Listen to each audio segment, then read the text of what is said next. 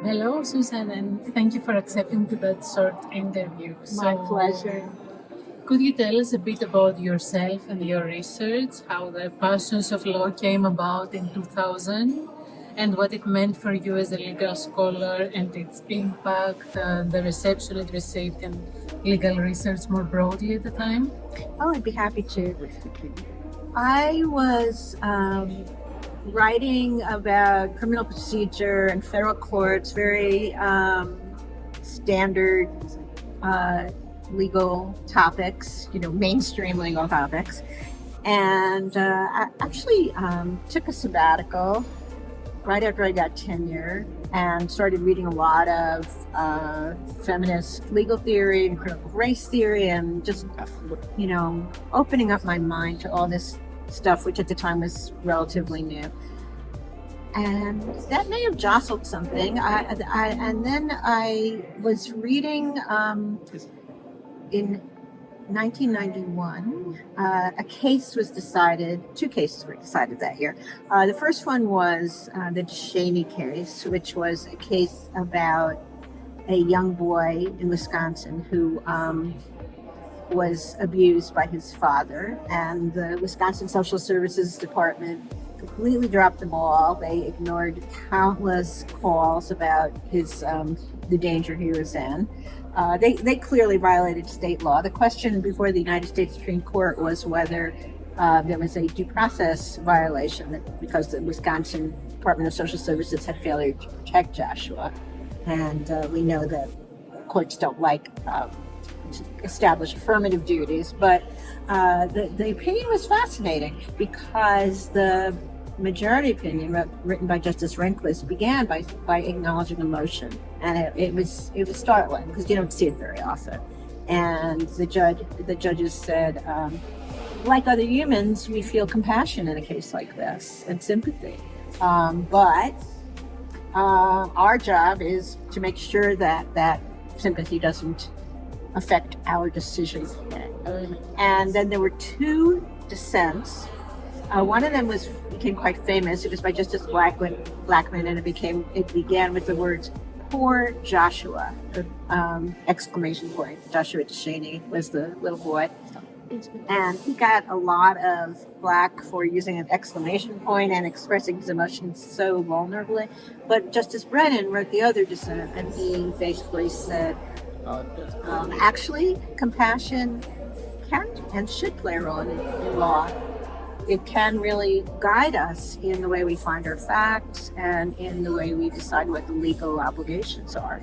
And this set off a fascinating debate that some law professors got involved in which a number of people were just shocked that he would want to open the door to emotion. And others were just thrilled to see it acknowledged. And I read that and I thought, I didn't know what to think. I was still sort of drinking the Kool-Aid, and I wasn't sure yet. But then that same year, another decision came down in a case about victim impact statements in capital cases. And so if I'm talking to a non-U.S. audience, I would want to acknowledge that the United States is the only civilized country in the world that still has capital punishment. And in this case, the question was whether the families who lost somebody to murder should be allowed to get up at sentencing and talk about the unique characteristics of the person they lost and the effect it had on them. And the court said yes, this testimony is information. And it was at that point that I had my meltdown, my mind meltdown. And I said, well, I thought you just said just a few months ago that sympathy played no role in the law, but yet you're letting these jurors get up and talk about, these victims' families get up and talk to the jurors about how the death affected them. And so what is the answer here? And I had this sort of very misguided notion that I would spend about an hour on Westlaw, the legal search engine, looking up what's the role of compassion in law, and then I would have my answer.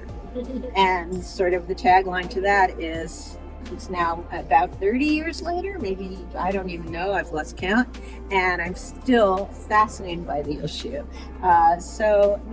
It was at that point that I wrote my first article about emotion. It was called empathy, narrative, and victim impact statements. And I was trying to sort out this puzzle. And one of the things I had to do in that article was I was reading the scholarship that was out there. A lot of it was feminist scholarship, and there were wonderful articles that were basically exhorting the legal system to encourage more compassion, more empathy, more caring. And so I felt like I had to make a little, very, very friendly course correction. And it was at that point that I said, it's wonderful that we are talking about this, but I'm very uncomfortable. I don't think we should continue down the road of saying, let's bring in more of these soft emotions and leave out the hard ones. I really don't think that's the issue. I think the issue is to acknowledge that the emotion is already there, not that it needs to be brought in. And acknowledge that context matters greatly, and that sometimes these soft, cuddly sounding emotions are not really going to advance the cause of justice. It really depends on what we're trying to advance. But I wrote in the article about empathy for a judge in Texas who was so empathetic toward a young man who had severely beaten a young gay man, and said, as a father of a son, I would never want to punish my son for doing something like that. Any red-blooded American boy would want to beat up a homosexual. That's empathy, right? But the point is, you don't just want to encourage empathy, and you don't, as we talked about just this morning, want to discourage all anger. Because anger and outrage and moral outrage are drivers of reform, legal reform. So it's contextual, right? And it's a debate both about what the legal aims of the law are, which is something we should talk about a lot more often than we do, and about getting the scientific and social scientific knowledge, as well as the philosophical grounding, to understand how emotions work and whether they advance those goals. So that was my first article. And you asked about the reaction to that article. Some of it was amazing. The University of Chicago Law Review accepted it. I've been hearing all day and I know my career about people who have lots of trouble explaining to law reviews and other gatekeepers why emotions should matter. So I was very, very lucky, I think it was very fortunate that it got such a prestigious placement, because people had to take it somewhat seriously. And from there, the NYU Press called me and asked me if I would write a book about law and emotions. So in that sense, I feel like I'm really quite blessed, But the issue of how the legal academy has reacted to my talking about emotion, I could certainly write at least one book about those reactions. Instead, I'll just tell one anecdote that's one of my favorites. I was talking about law and emotion at a major research university. And as I was talking about it, there was a gentleman, a legal scholar, who was obviously getting more and more upset. He was really turning red with frustration. And afterward, he came up to me and he said, "Why do you want to put emotion in law?" Which is a very common misconception. I said to him, I really don't want to put it there. For example, I don't like victim impact statements, and I didn't put those into the law, and I'd like to see them taken out. So it's not that I'm advocating for more of it. I'm advocating for acknowledging and evaluating it. And he was not mollified. He continued to be angry. And finally, my host, his colleague, said to him, "Why are you so upset? Why are you so angry about this?" And he said quite memorably to me, "Well, it's like in polite society, we all know that everybody is naked under their clothes. That doesn't mean we have to talk about it." That's certainly a great anecdote. So now, if we jump to 2021 and the research handbook on law and emotion that you Yes. just edited. How would you summarize what happened in the field and research of law and emotion, let's say, in these years? Yeah, so much has happened, and there's so much left to do, right? I mean, one giant thing that happened was neuroscience. When The Passions of Law was written, that was just a blip on the screen, and it's important in its own right. It's extremely important in its own right, and I think people certainly do overestimate what neuroscience can currently do with what actually is happening internally in our brains. But just that one insight that there is no separate emotion center of the brain and that it's distributed throughout the brain, I think is so important. And actually, Presage, it really is a sign of things I think we are going to have to figure out as we go forward. To what extent is emotion a valuable construct? And to what extent is it that valuable to us in our thinking? As I was saying earlier in the conversation this morning, we have to deal with the category in part because other people use it against us, whoever us may be. But other people use it to exclude evidence, to denigrate scholarship, to denigrate witnesses, et cetera, et cetera. It is a category that's deployed, so it's very important to call that out and to talk about it. But as we learn more and more about it, and the more convinced we become that emotion is really a set of processes about memory and salience and motivation to act and so many other things.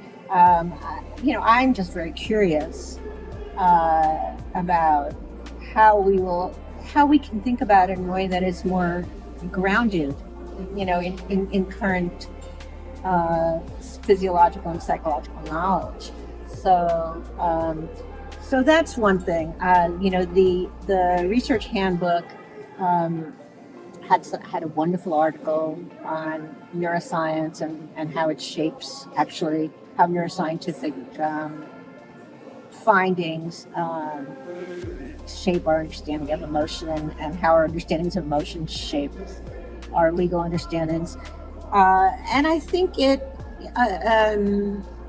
extremely interdisciplinary. One criticism of my book that Terry Maroney made in her otherwise very laudatory review of it was that it didn't really have much psychology in it, and that's well taken. I tried but failed, but this one certainly did not make that mistake. We really, and partly we were just so fortunate now because we have such an explosion in it of interest in so many fields now, psychology, anthropology, epistemics, et cetera. So we really tried to make use of that, and I think we succeeded, and we're really proud of that. But the future, what the future holds, I think, it's just, we just need more and more sites for this kind of nutrient. I mean, it really is, it's very, very popular to say my work is interdisciplinary, but I think law and emotion is a field that is just inherently interdisciplinary. It's so many different parts of the elephant, to borrow some old analogy, that you cannot get a sense of it without it. And I'll just mention, one of my proudest moments in Law and Society actually was, I think it was 4 years ago, I suggested to the powers that be that we needed a keyword, emotion. There wasn't one. And, Tom Ginsburg, who luckily was a friend and colleague, was on whatever committee it was that decided on keywords. And I needed to explain to him, for a few minutes why it would matter. And I said, a lot of people are doing this work and don't know they're doing this work. They don't really know that they're writing about emotion. And they don't know that other people are trying to solve the same puzzle. And the emotion keyword, I think, has really helped with that. You find out, oh, there actually are people doing this work, and I can talk to them